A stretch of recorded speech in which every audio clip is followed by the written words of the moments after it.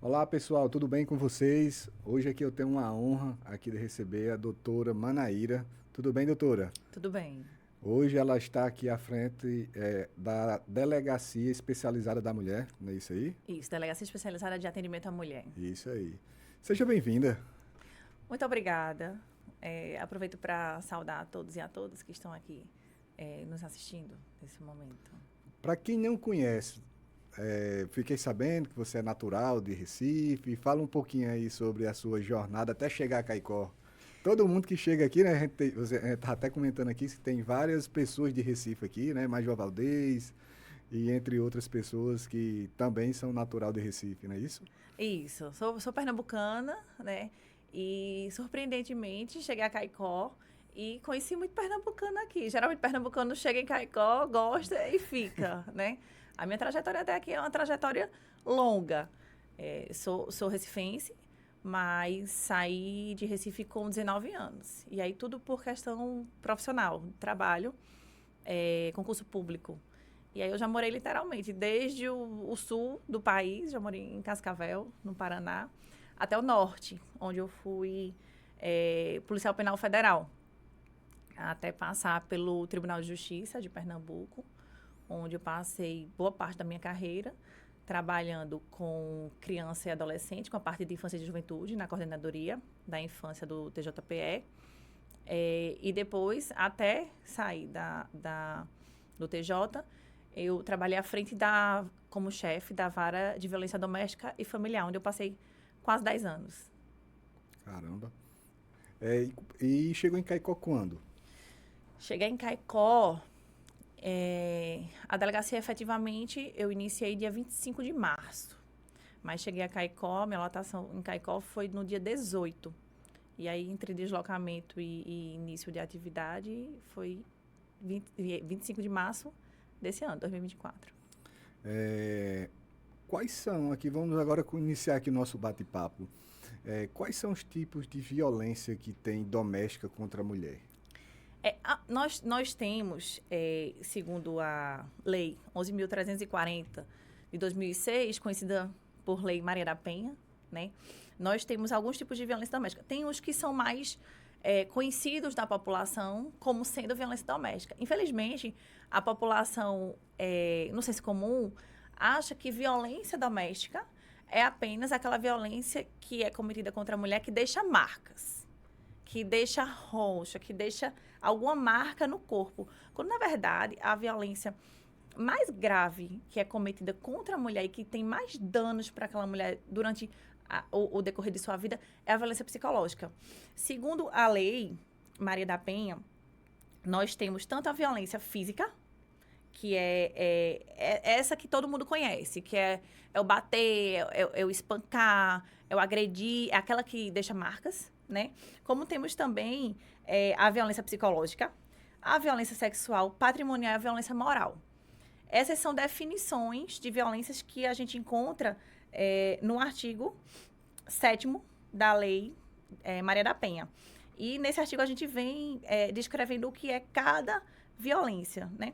A violência sexual é de definição intuitiva, né? São aquele tipo de violência que ocorre realmente limitando a autonomia e a liberdade sexual dessa mulher. Não é só o estupro em si, mas impedir métodos contraceptivos, forçar a mulher a ela presenciar ou não algum tipo de questão com conotação sexual que não seja da vontade dela.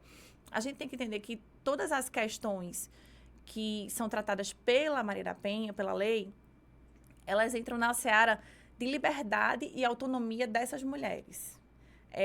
Elas têm que ter como definir e decidir o que elas querem para a sua vida e o que elas não querem. Não pode vir outra pessoa e determinar isso por elas. Então, elas não podem ser forçadas a ser levadas de um lugar para o outro, físico. Elas não podem ser forçadas, nem humilhadas, nem desrespeitadas, nem ter seu foro íntimo, a sua autoimagem denigrida, né? Também não é possível que elas tenham bens materiais que sejam obrigadas a dispor ou que sejam destruídos. Então, todo esse tipo de violência que eu comentei, eles fazem parte de um núcleo, que é o respeito, a autonomia e o discernimento que a mulher possui e que ela tem o direito de exercer. Você citou aí umas 4 tipos de violência, né? Se nós formos tipificar em grau de abertura de chamado de ocorrência, qual é o top 1 aí de ocorrência? O que É mais chega muito, física, é mais o que emocional? chega muito, porque assim, nós temos 2 questões que chegam até uma delegacia da mulher, nesse âmbito de violência doméstica e familiar contra a mulher. Nós temos a questão das medidas protetivas de urgência, que aí elas são totalmente separadas do cometimento de crimes, da tipificação de crimes. Os crimes em si, que chegam de fato até o nosso conhecimento, geralmente estão entre o artigo 147 e o 129, que são, respectivamente, ameaça, que é aquela ação de causar mal, injusto e grave à vítima, e lesão corporal, nos seus mais diversos graus. Então, na sua grande maioria, são ameaça combinada com lesão corporal. Mas tem também aquelas vítimas que chegam até a delegacia e elas não querem ver o agressor ou agressora, que também pode ser uma mulher, punidos criminalmente. E aí chegam e pedem as medidas protetivas. Então, existe essa possibilidade de querer a protetiva e não querer representar criminalmente, a depender do crime.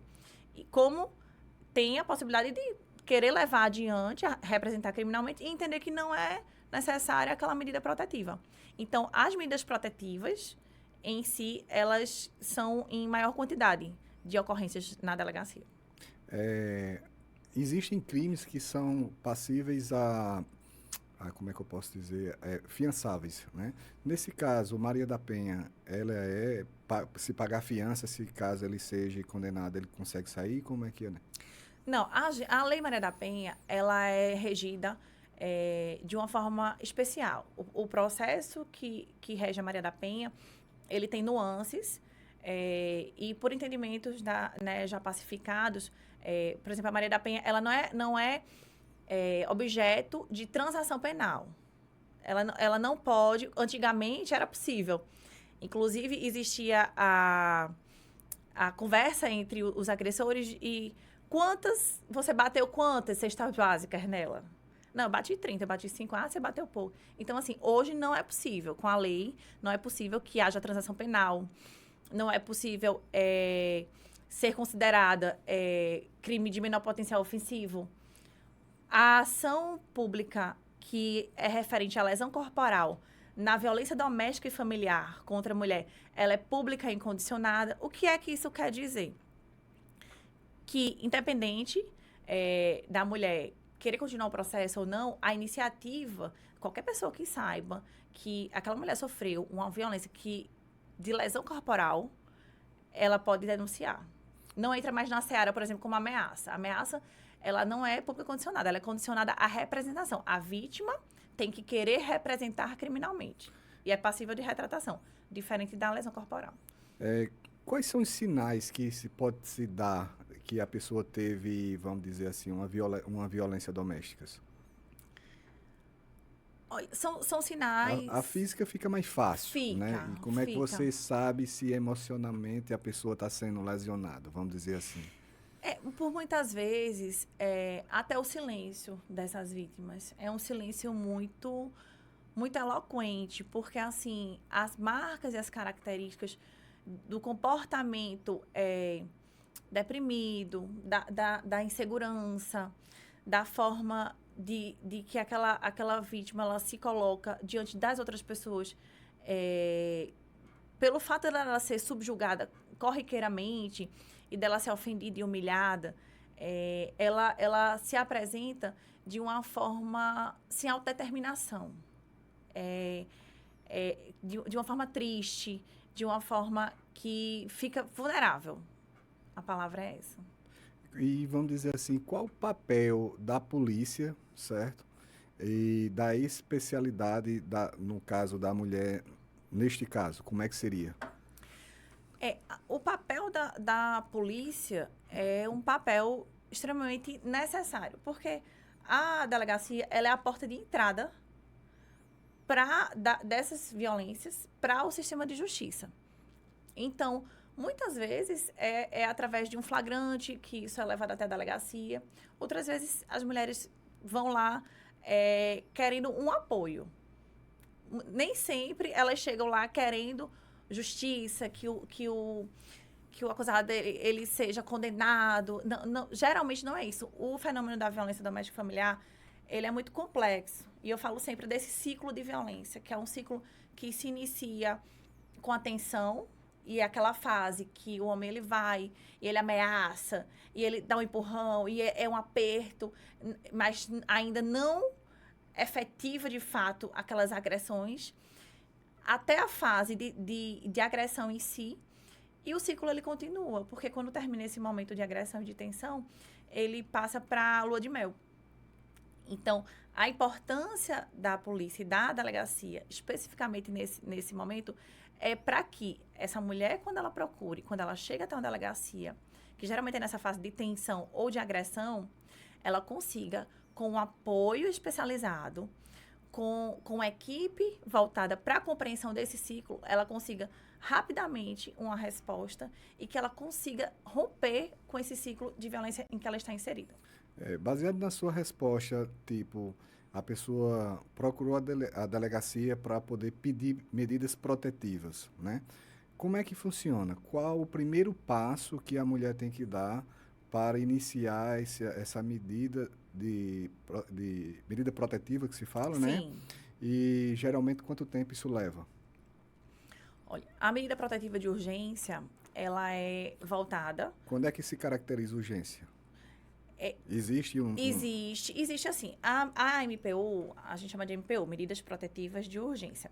Ela é designada para vítimas que estão na iminência ou estão sofrendo algum tipo de violência doméstica e familiar. Isso no contexto da Lei Maria da Penha.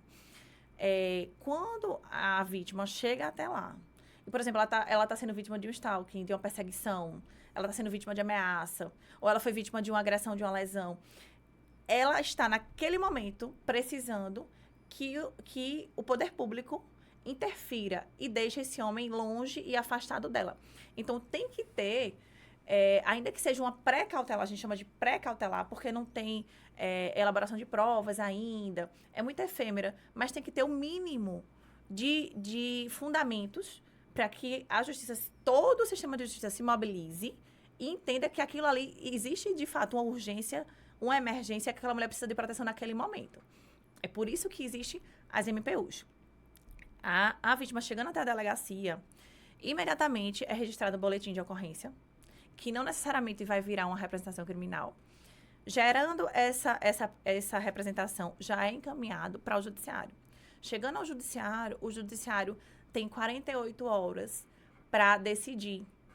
E isso aí, isso é por lei. Vai variar de acordo com a demanda da vara onde a MPU estiver tramitando, porque isso vira um processo que vai ser avaliado pela juíza. Mas, de regra, é para ser bastante rápido. Na delegacia, chegou, registrou o boletim, a gente já faz na hora e já representa imediatamente para o Poder Judiciário. Muitas das vezes as mulheres sentem medo, sentem vergonha de ir prestar queixa. Um terceiro, que não tem nada a ver com a história, um vizinho que viu uma violência, ele pode ir na delegacia e prestar queixa ou algo do tipo em nome da vítima, por a vítima ter medo ou temendo a sua vida ou algo do tipo. Um terceiro que sabe do que está acontecendo, ele pode ir à delegacia e fazer uma denúncia ou algo do tipo? Pode sim. E a gente fala muito acerca daquele ditado que diz que em briga de marido e mulher ninguém mete a colher. Hoje em dia, mete a colher sim. É para meter a colher sim. Porque, como eu havia dito, o crime de lesão corporal, ele é de ação pública incondicionada. É um crime que o Estado, ele tem o direito e o dever de punir. Então, não entra mais na seara de opção daquela vítima. Até porque, veja, muitas vezes aquela vítima, ela não tem nem condições de discernir, nem condições de reagir àqueles tipos de agressão que ela tá sofrendo, porque ela está tão envolvida nesse ciclo que ela não consegue sair sozinha. Então, é possível, sim, qualquer pessoa, sendo testemunha ou sabendo que existe um crime de lesão corporal contra uma mulher, é possível que seja feita essa denúncia. As ameaças são crimes de ações penais condicionadas. Então, a vítima, ela tem que chegar e tem que dizer que quer representar. Mas lesão corporal, não, qualquer pessoa pode denunciar, sim. Entendi. Então, a mesma coisa serve para o psicológico, né? O que ficou pacificado é que, assim, a Lei Maria da Penha em si, ela utiliza o Código Penal de regra, com exceção do crime que é descumprimento de medida protetiva e o crime de perseguição, que aí tem esse viés muito específico, mas a lei, de regra, ela não cria crimes. Ela utiliza os crimes que são feitos,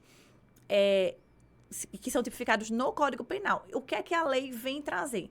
Ela explica qual é o contexto de que, se aquele crime do Código Penal for cometido neste contexto contra a mulher, por questão de gênero, por razão de ser mulher, é que esse crime vai ser tratado de forma a se enquadrar na Lei 11.340 de 2006. Então, os crimes, qualquer crime, se pegar um crime do Código Penal que for de ação pública incondicionada, qualquer pessoa pode denunciar. Se os crimes do Código Penal que são de ação pública condicionados à representação, vai seguir o mesmo parâmetro. A exceção da Lei Maria da Penha é a lesão, que, de regra, ela depende da vontade da vítima. Quando se tratar de contexto de violência doméstica familiar, aí sim não vai ser condicionada à representação da vítima, é incondicionada. A gente citou um caso aí, por exemplo, de uma agressão de um homem contra a mulher. Sendo mulher contra mulher, sei lá, uma irmã com uma irmã, ou uma mãe, ou uma filha batendo na mãe, ou vice-versa. Serve também para fazer a denúncia, independente da pessoa que está sendo, vamos dizer assim, agredida, ir na delegacia? Sim, sim. O que é o objeto da Lei Maria da Penha? A lei, ela visa proteger a vítima. Então, no caso, a vítima tem que ser mulher ou tem que se identificar como sendo do gênero feminino. Mas o agressor ou a agressora, tanto faz. Quais são as condições que se exigem? Então, não é questão de quem é o agressor, é questão de quem é a vítima e quais são as circunstâncias prévias. Não é preciso morar na mesma casa. Não é preciso ser, como a gente escuta muito, parente de sangue. O que é preciso anteriormente para configurar esse contexto de violência doméstica familiar? Que haja um prévio vínculo. Que aquela pessoa que agrediu, independente de ser mulher ou homem, de ter uma relação heteroafetiva ou homoafetiva, de ser um irmão, de ser algum tipo de familiar, tenha com aquela vítima uma relação anterior, que tenha algum tipo de relação anterior. Na relação afetiva, a gente fala da relação íntima de afeto prévia. Mas irmãos, também é possível que haja pai, mãe, a depender, um vizinho que frequente, até família aparentada. Se as pessoas se consideram sendo da família e tem esse vínculo prévio, é possível também entrar no contexto da Maria da Penha. E como é que a gente poderia fazer uma prevenção e conscientização das mulheres? Qual a dica que você daria aí para quem está nos assistindo? Na verdade, o fenômeno da violência doméstica e familiar, ele está enraizado na cultura patriarcal que a gente vive ainda até hoje. A lei data de 2006. E até hoje, nós temos pessoas que compreendem que a lei é desnecessária. Então, se isso existe ainda hoje, é porque ainda há muito que ser feito. O fenômeno da violência contra a mulher é muito complexo porque, geralmente, essa mulher ela não tem rede de apoio. Ela depende financeiramente, ela depende psicologicamente desse agressor. O agressor é pai dos seus filhos. Então, a sociedade em si já joga para essa mulher uma culpa. E ela passa a se enxergar, ao invés de vítima, como alguém que está destruindo a vida do agressor dela. É uma inversão de valores. O que é importante que seja dito é que as vítimas têm que ser tratadas como vítimas. E que alguém que agrida uma mulher que se aproveite dessa relação doméstica, dessa relação de coabitação, desse vínculo afetivo prévio que teve, dessa confiança que essa mulher tem nesse agressor, o culpado é quem comete a violência. Então, essa questão social, de falta de rede de apoio, de pré-julgamento dessa mulher, essa cultura que é voltada para a compreensão das ações masculinas e para o justificar as agressões que são perpetradas contra as mulheres, é isso que tem que ser visto e ser colocado cada coisa no seu devido lugar. Vítima de violência doméstica é vítima. A medida que ela tomar, a medida protetiva que ela tomar, a representação criminal que ela iniciar, é porque ela sofreu. Alguém fez isso com ela. E o culpado é que tem que ser visto e olhado como que estivesse errado na situação. Não tem que se passar a mão na cabeça de agressor. Um bom pai de família não bate nos filhos, na mãe dos filhos dele. Um bom marido, quem ama, não vai bater na sua esposa. Então, a gente tem que dissociar essa imagem de alguém que trabalha e é economicamente produtivo e que não deixa faltar as coisas em casa, de ter o direito de beber e bater na sua esposa. Não pode. As pessoas são uma só e a gente tem que disseminar a ideia de que, independente do que você faça na sua vida, se você agredir uma mulher, você está praticando um crime e você é um criminoso. Entendi. Hoje, se a gente fosse... Antigamente, a vítima, eu via muito isso, não sei se isso mudou. Na sua fala, você comentou que quando se inicia-se um processo, não pode ser mais retirado. Antigamente poderia? Tipo assim, a vítima ia, no momento do calor da emoção, ia, prestava queixa, aí como você mesmo falou, fazia as pazes com 2 dias, e aí ia na delegacia e tirava a queixa. Eu sei que antigamente, se eu não me engano, tiravam, né? Hoje, isso ainda é possível? Não é mito? É verdade? Como seria isso? Ainda é possível. Nos crimes que, inicialmente, a mulher representou para que o agressor ou agressora responda a um processo criminal. Se for de iniciativa dela, se estiver naqueles crimes que são condicionados à representação, é possível que ela se retrate.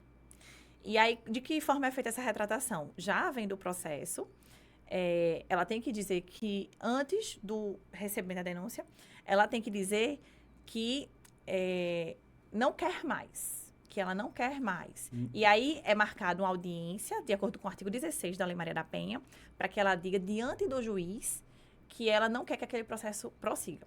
Mas isso para determinados crimes. Lesão corporal, violência doméstica através de lesão corporal, isso não é mais possível. Já ia perguntar, mesmo que a pessoa tenha sido machucada... A lesão corporal, não. Não a lesão tira, corporal, mesmo ela querendo, não tira. não vai poder tirar. Ela pode chegar lá e dizer que não quer não é nem agendado o artigo 16 para lesão, pela natureza do crime, que é de ação pública incondicionada. Nessa jornada que você já teve aí, uma vasta experiência, eu acredito que você deve ter passado aí centenas de casos, né? Você poderia citar algo que te tocou, tipo assim, sem precisar dizer o milagre, só dizer o santo, mas assim, algo que tocou, assim, Cleiton, nesses tantos anos de experiência, teve alguma coisa que me tocou? Olha, Cleiton, eu ainda não, mesmo lidando há muitos anos com o fenômeno da violência doméstica e familiar contra a mulher, eu ainda não perdi a capacidade de me tocar com cada caso, sabe? Lógico que temos os casos mais emblemáticos, mas toda vez que chega uma mulher relatando a violência que ela passou, não tem como você ser mulher e você não se sensibilizar. Não tem empatia, não é isso? Não tem bater, porque assim, é um relato. Às vezes, as marcas, elas não são nem tão visíveis. Às vezes, não são perceptíveis se a mulher não passar por uma perícia, né? Mas as marcas psicológicas e a profunda tristeza que aquela mulher apresenta, todas as vezes que eu escuto, eu me toco. E eu penso e reflito como isso ainda é possível e como que é difícil para essas mulheres romper esse ciclo, sabe? Porque ali você está sendo agredida por alguém que você planejou ter uma família, por alguém que você dedicou os melhores anos da sua vida, por alguém que você escolheu para ter filhos, para cuidar, para formar uma parceria para a sua vida e para educar e para construir um futuro melhor para você e para aquela família que você idealizou. Então, esse peso de ser agredida por alguém que você colocou nesse patamar na sua vida é muito forte. E é por isso que é tão difícil uma mulher que sofre violência romper esse ciclo, porque ela sempre tende a acreditar que as coisas podem melhorar. E aí é quando o ciclo ele começa a rodar de novo e vem novamente o momento de tensão, a agressão e a lua de mel e ela fica por anos presa nesse ciclo. Você, baseado na experiência que você tem, geralmente quando as pessoas te procuram, no momento do depoimento, geralmente elas tentam desistir ou, tipo, elas realmente vão decididas a prestar queixa? Não, quando chega flagrante, é porque alguém teve que intervir e levou para a delegacia. Hoje é Acontece 24 muito. horas hoje, não, a delegacia? Nós temos plantão 24 horas. A DEAN não tem plantão ainda. Inclusive, uma questão bem interessante e que Caicó já tem demanda para isso, porque a grande demanda de plantão é violência doméstica familiar contra a mulher. Quando chega de plantão, não tem jeito, né? Alguém viu, interferiu e levou para a delegacia. Foi necessária a intervenção de uma força policial. No outro dia, com a cabeça já mais fria, geralmente quando é alguém que leva, que ela está naquele momento de tensão e que ela denuncia e tudo, popularmente dizendo, quando o sangue esfria, já vem a culpa, já vem a sensação de que não devia ter ido, ou de que não devia ter se deixado levar para a delegacia, sabe? Então, acontece muito de já na fala, após plantão, elas desistirem. E aí é totalmente compreensível. A gente da ADEAN compreende o fenômeno e entende o ciclo. E essas mulheres não são julgadas por causa disso, de forma nenhuma. A gente entende que ela passou por aquilo ali, entende toda a complexidade do fenômeno e da dificuldade que ela tem de levar aquilo adiante. Mas, quando chegam para pedir a medida protetiva, geralmente, elas já chegam com um pesar grande de dizer assim, eu só vim porque eu não aguento mais. Eu estou tentando levar a minha vida adiante e eu não estou conseguindo. É essa chavinha que vira, que elas dizem assim, não estou conseguindo viver. Eu estou me sentindo ameaçada, eu estou correndo risco de morte. E muitas vezes, mesmo nessas condições, elas só pedem a medida protetiva. Então, ali, naquela fala inicial, a gente já percebe que elas não querem que os seus agressores sofram nenhum tipo de punição, nenhum tipo de repreensão criminal, sabe? Por isso, muitas vezes, optam só pela medida protetiva.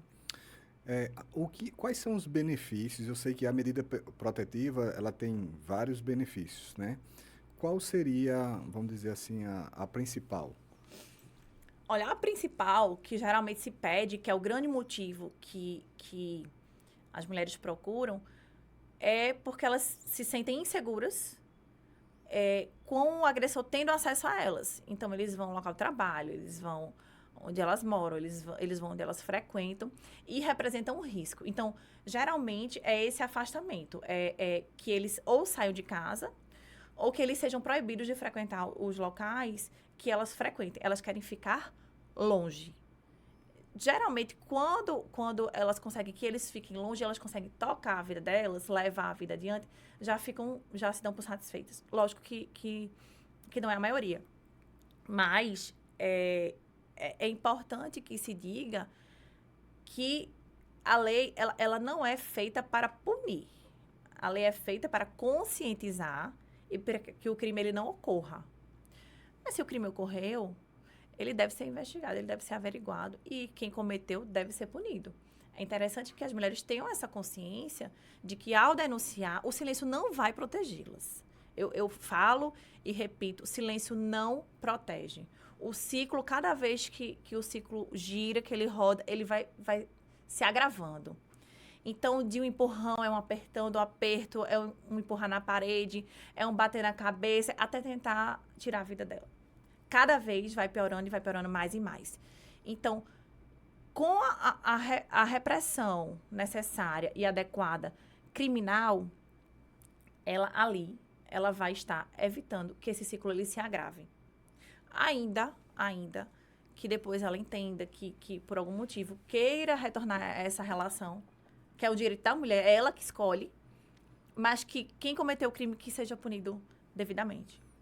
Nesse caso da medida protetiva, quando você retira a pessoa próximo da mulher, esse próximo é o quê? É uma metragem, é 100 metros, é 1 quilômetro? Como é que é medido isso? Como é que isso é estipulado? Tudo depende de cada caso. Cada caso é analisado, certo? Tem pessoas, por exemplo, que residem em um terreno que mora a sogra e ela mora na casa de trás. Então, aí, como é que se define esse distanciamento, né? Boa. Aí, por isso que eu tô dizendo, tudo depende. Tem pessoas que conseguem ter uma residência distinta do local de convivência anterior com o agressor. E aí, essa metragem não é necessária. Mas, se for necessária, o juiz pode delimitar em metros a distância mínima de que ele pode se aproximar dela. E uma vez isso não sendo cumprido, como é que... O que é que acontece? Ele vai preso? Ele recebe uma punição? Ele vai preso. Descumprimento de medida protetiva. Porque é o seguinte, saiu a medida protetiva, ele vai ser comunicado pela justiça do que ele não pode fazer.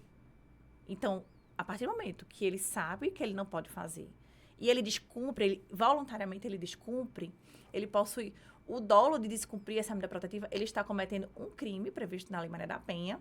Inclusive, esse crime, se for objeto de flagrante, esse descumprimento, nem o delegado pode arbitrar fiança. Porque, por lei, a gente não pode arbitrar fiança. Ele vai ter que ir para a audiência de custódia da prisão, sim, o descumprimento de medida protetiva. Neste caso, ela tem que provar, por exemplo, um exemplo hipotético, a medida foi que ele não se aproximasse a 50 metros. Né? E talvez ele nem tenha se aproximado dos 50 metros. E aí ela, por birra ou algo do tipo, disse, não, mas ele chegou bem próximo de mim, ou então veio até a mim. Como é que ele prova ou não prova? É a palavra dela que basta? Não. Ou ela que realmente tem que provar, tem que ter alguma testemunha para mostrar que ele quebrou essa medida protetiva? Nos crimes de violência doméstica e familiar contra a mulher, a palavra da vítima é extremamente relevante. Porque, geralmente, são crimes que são cometidos sem testemunha. Mas, como todo crime, ele vai ser investigado e ele vai ter que ser provado. A dúvida não condena. Na dúvida, existe um princípio chamado indúbio pro réu, que, na dúvida, o réu ele é absolvido, certo? Existiu, por exemplo, o descumprimento, foi flagranteado, ele vai ser preso. É um crime, certo? A análise da manutenção ou não da prisão vai ser feita no judiciário. O delegado ele não pode, numa prisão por descumprimento, arbitrar fiança. Vai ser levado para o judiciário.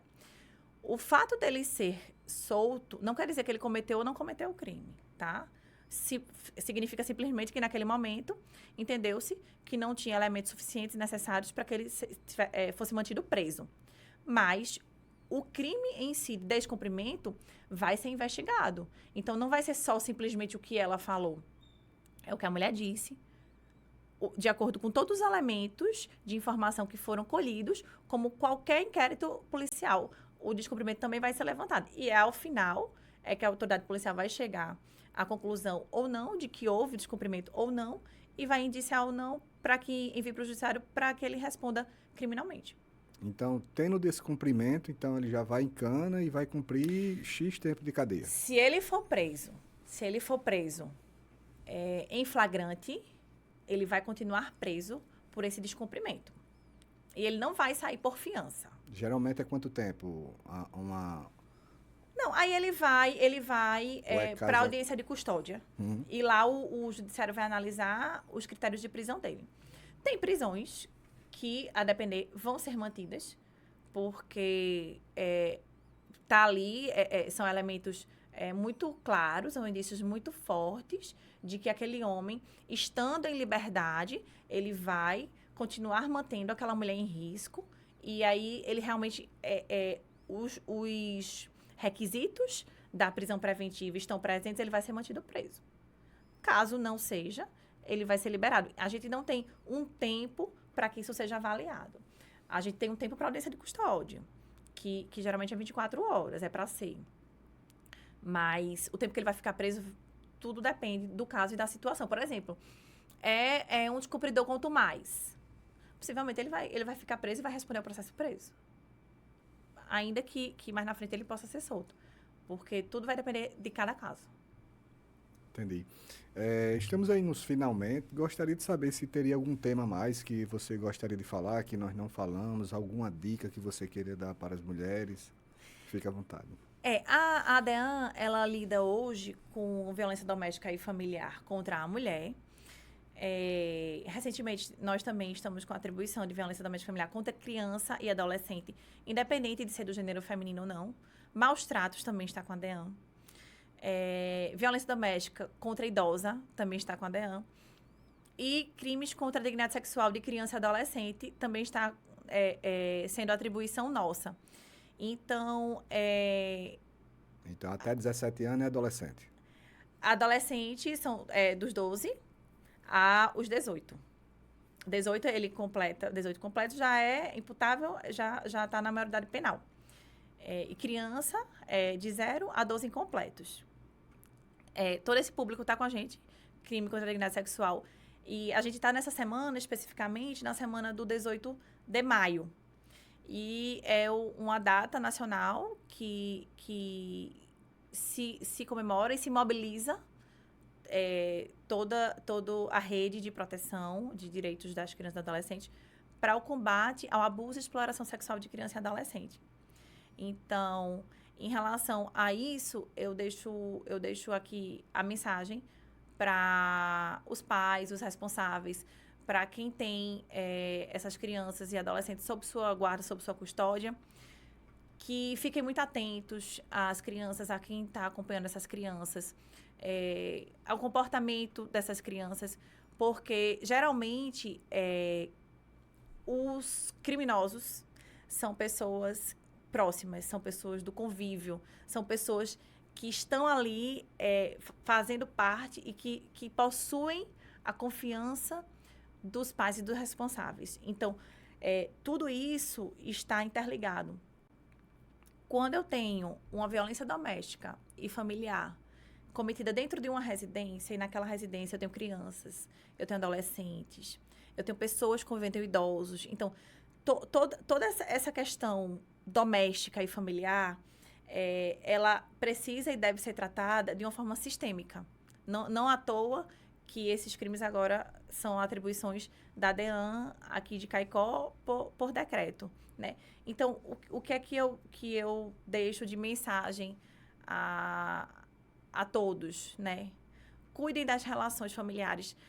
A gente sabe que os conflitos, eles existem. Faz parte da natureza humana os conflitos, mas que não deixe esses conflitos se prolongarem e que agressão e que violência reverbera em toda a família. todo mundo que está ali dentro daquela casa, ou todo mundo que se julgar aparentado, ou todo mundo que participa da convivência daquele casal, todo mundo é atingido. Então, que as pessoas aprendam a resolver suas questões e suas divergências sem violência, porque as consequências, quando passam do social para o criminal, vão ser tratadas como crimes. E que as pessoas, se puderem, não deixem chegar nesse ponto. Porque não adianta depois você cometer um crime e se arrepender. E se já tiver na seara penal, na seara criminal, você vai responder, vai ficar durante um longo tempo com o processo criminal respondendo. Se for condenado, vai, como dizem, né? Vai ficar com o nome, né? Como quem foi condenado por um processo criminal. Ai, mas é só a Maria da Penha. É para isso que a lei existe. E é para isso que a gente conversa sobre. Para dizer assim, não façam. Não pode. Não deixem chegar a esse ponto. Porque se chegar a esse ponto, é crime. E como tal vai ser tratado. Entendi. Gratidão, Manaíra, mais uma vez, por esclarecer esse tema aqui, que é um tema bastante polêmico, um tema bastante importante, né? Uma pauta bastante importante. E agradecer a todos vocês que estão aí até agora, o momento assistindo esse vídeo. E se dar uma palavra final, fique à vontade. Eu quero agradecer o espaço, né? Porque, como eu digo, o delegado ele não está para acusar nem para defender. A ADEAN, ela tem um papel muito social, porque a gente lida com complexidade de emoções e de sentimentos também. E a gente visa prevenir. A ideia é que os crimes, eles não aconteçam. Mas se acontecer, que seja... Se acontecer, que seja punido. E aí, esses espaços de fala, esses espaços de divulgação, de informação, são extremamente relevantes. Porque muitas vezes as pessoas não sabem o que é uma violência, o que é que pode acontecer. E aí, sabendo do que é que pode acontecer, já é uma forma de se evitar. Então, eu agradeço o espaço, saúdo a todo mundo, agradeço pela atenção, né? E quero dizer que a delegacia está lá, está à disposição de todos e de todas. De todos e de todas. Tudo que chega lá é tratado com a maior seriedade, conduzido com a maior lisura possível. E ninguém vai ser indiciado por algo que não fez e que não cometeu. Entendi. Gratidão mais uma vez. Eu que agradeço. E é isso aí, pessoal. Espero que vocês tenham gostado. Foi bem esclarecedor. E até a próxima, se Deus quiser.